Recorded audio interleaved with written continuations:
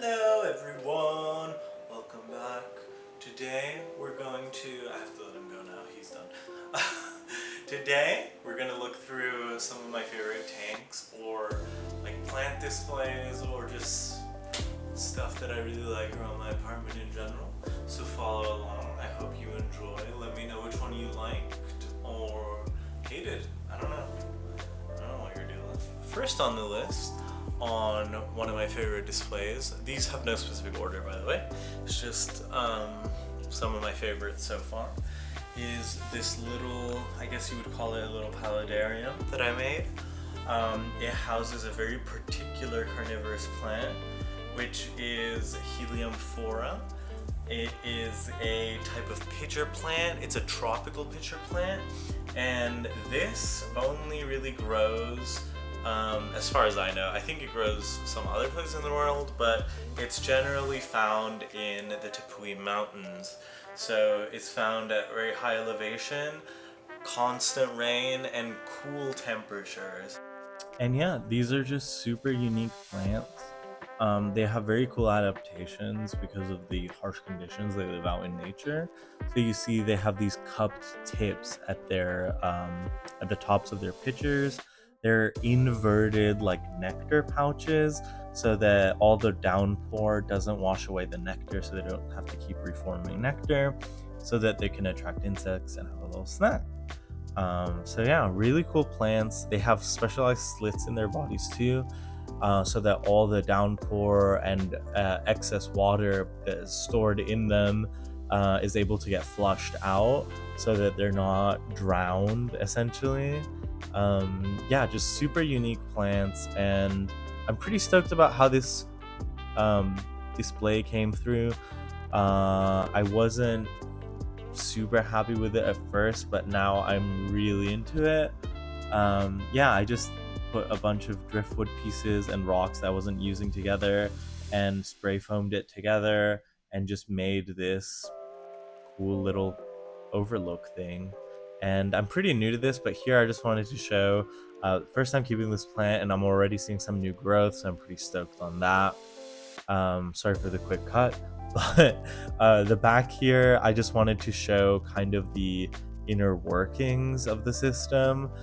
Essentially, I just used some little plastic boxes, drilled holes through them, and passed through some wicking rope. And then the wicking rope will keep the soil damp because you don't want them to be wet, but you do want it to be kind of damp all the time.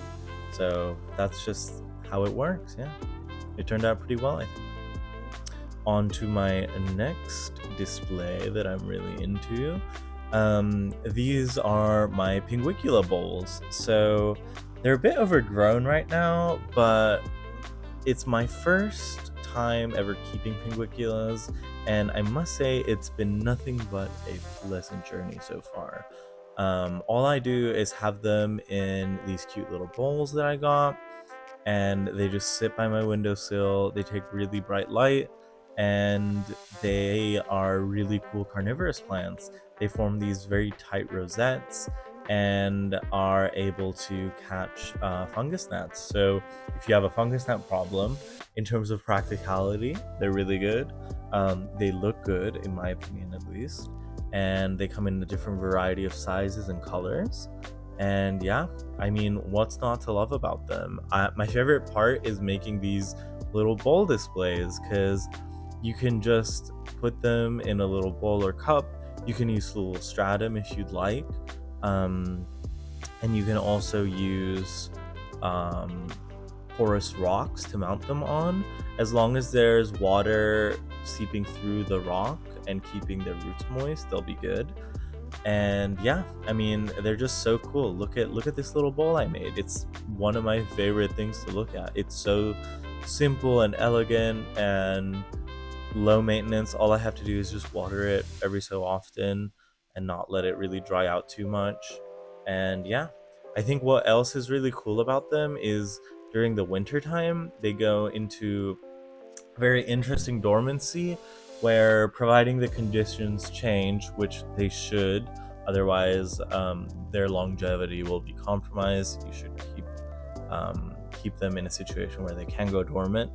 But anyway, During their dormancy, what they'll do is they'll change out their leaves, and when it's wintertime, they'll turn into succulents basically. They won't be carnivorous anymore, so they won't be able to catch any flies or anything, and they'll need less watering.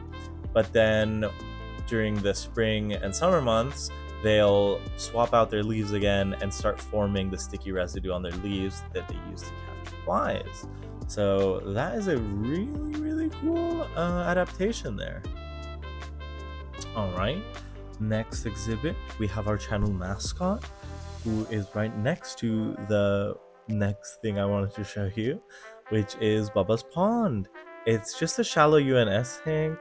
Now I have a bunch of immersed aquarium plants growing out of this, loads of varieties, like 2 types of Ludwigia, Bacopas, Hydrocaudal. I have Pagostemum erectus in the back, all sorts of plants. I wasn't able to get any good shots of this except for the bush because it's very washed out by the light and the background, so apologies for that. But I still think the side shot of the bush looks really good, so I just wanted to include it. Yeah, this pond has been up for almost a year now, and it's constantly changing, which I really like about it. I've even been able to grow Hygrophila pinnatifida immersed in like apartment humidity, which I thought was doable, and I guess it is, but it takes so long for it to convert, and it's so fuzzy. I can tell that it's really struggling to change. But yeah, so that was that. And then right above it, I have this carnivorous cork bark display. How all this is a piece of cork bark that I wedged in an old fish tank of mine. This is actually my first fish tank I ever owned. And I just attached some of these Nepenthes plants, which are like epiphytic carnivorous pitcher plants, and they've been doing really good. And this is super low maintenance too. I just love it. It's been doing great. I just love the variety in all the pictures and just how it overall looks, the elegance and the minimalism of it. Really cool piece. Pretty stoked on it. Over here, last but not least, is another one of my favorite displays. So this is essentially just like a fishbowl that I thrifted, and I've always wanted to do something with it. I think I wanted to do a terrarium in it, but I got this piece of wood in the mail basically, and it came broken, which was kind of sad. But I used it to make this, and I think it's pretty cool. It's like, I don't know, a weird contemporary situation. I just used some air plants and moss to cover all the silicone and just to decorate the wood a bit. And the massive plant in this bowl is none other than Philodendron sp Papua New Guinea. Drop a comment if you know what that is. I want to scout out all the real aquascaping nerds. And yeah, I hope you enjoyed all my displays. Let me know which one you liked, which one you hated. Till next time, Tubby Hat is here to send us off. Tubby Hat, anything to say?